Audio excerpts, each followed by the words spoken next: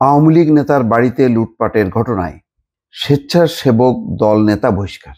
এটা কারেক্ট একটা সিদ্ধান্ত। আমি এই জন্য বলছি যে বিএনপির বিভিন্ন পর্যায়ে তৃণমূলে অপরাধ যেমন করছে, শাস্তিও কিন্তু পাচ্ছে।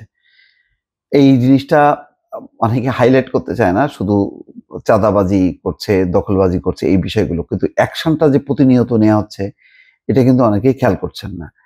দেখেন এখানে এটা কালীগঞ্জ গাজীপুরের কি ঘটনা, চাঁদা না দেওয়ায় আওয়ামী লীগ এবং যুবলীগের একাধিক নেতার বাড়িতে হামলা, ভাঙচুর এবং লুটপাটের অভিযোগে গাজীপুরের কালীগঞ্জ উপজেলার স্বেচ্ছাসেবক দলের যুগ্ম আহ্বায়ক তোফাজ্জল হোসেন মুফাকে দলের প্রাথমিক সদস্য পদ সহ সব পদ থেকে বহিষ্কার করা হয়েছে। আমি শুধু রিকোয়েস্ট করব যে এগুলি শুধু বহিষ্কার না, এখানে আইন মামলা করতে হবে, পুলিশকে বলতে হবে যে মামলা করো।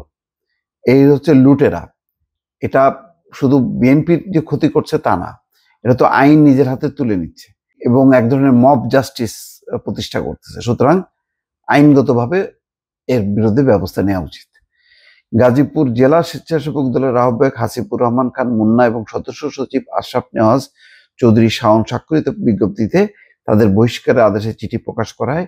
শনিবার সকালে আশরাফ নেওয়াজ চৌধুরী শাওন বহিষ্কারের তথ্য নিশ্চিত করেন। শাওন চৌধুরী জানান, কালীগঞ্জ উপজেলা স্বেচ্ছাসেবক দলের যুগ্ম আহ্বায়ক তোফাজ্জল হোসেন মুফাকে দলের প্রাথমিক সদস্য পদ সহ সকল পদ থেকে বহিষ্কার করা হয়েছে। তার বিরুদ্ধে আওয়ামী লীগ এবং যুবলীগের একাধিক নেতার বাড়িতে হামলা, ভাঙচুর এবং লুটপাটের অভিযোগ প্রমাণিত হয়। দলীয়ভাবে এই সিদ্ধান্ত নেওয়া হয়েছে। এই ধরনের শৃঙ্খলা বিরোধী কর্মকাণ্ড যার বিরুদ্ধে প্রমাণিত হবে তাকেই বহিষ্কার করা হবে। নাম প্রকাশ না করার শর্তে একাধিক নেতা জানান, 5ই আগস্টের পর থেকে তোফাজ্জল হোসেন মুফা বেপরোয়া হয়ে ওঠেন। দলের নাম ভাঙিয়ে বিরোধী নেতা কর্মীদের কাছ থেকে অর্থ আদায় করতে থাকেন। প্রায় সময় হিন্দু এবং প্রবাসীর বাড়িতে গিয়ে ভয়ভীতি দেখিয়ে অর্থ এবং মূল্যবান জিনিসপত্র লুট করার অভিযোগ রয়েছে। সম্প্রতি কালীগঞ্জের একজন সাংবাদিককে অপদস্থ করেন। এসব ঘটনায় দলীয় নেতারা তার প্রতি ক্ষুব্ধ হন। বহিষ্কৃত মুফা বলেন, রাজনীতি সূত্রে যারা জানেন না তারাই কেবল আমার বহিষ্কারাদেশ শোনার পর আলহামদুলিল্লাহ বলেছেন।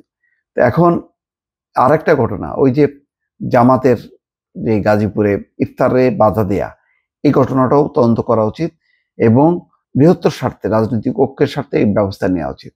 আর এই ধরনের তোফাজ্জল হোসেন মুফা, আমার ধারণা যে মানে গাজীপুরে বা কালীগঞ্জে একা আছে, এরকম একজন আছে তা না, আরো একাধিক আছে। এই ধরে ধরে বিএনপি যদি একটা স্টিম রোলার চালায়, বিএনপির কোনো ক্ষতি হবে না, তার কোনো সাংগঠনিক কোনো ক্ষতি হবে না, বরং ভাবমূর্তি বাড়বে। স্থানীয় পর্যায়ে জানবে যে না, এই লুটপাট বা অন্যায়ের জন্য অ্যাকশন নিয়ে আছে, ফলে মানুষ একটু আশাবাদী হবে। মানুষ কিন্তু দিনে দিনে যেভাবে মানে একটা নেগেটিভ বা হতাশার দিকে, যে কি হলো, আওয়ামী লীগও লুটপাট করতো, এরাও লুটপাট করছে, সেই জায়গা থেকে বের করে আনার জন্য বিএনপির যে এই যে টাফ অ্যাকশনগুলো, সেগুলো অব্যাহত রাখতে হবে এবং আরো জোরালো করতে হবে। তাহলে অনেক কি বলে মুশকিল থেকে বা অনেক বদনাম থেকে রেহাই পাবে দলটা। দর্শক ভালো থাকবেন। আল্লাহ হাফেজ।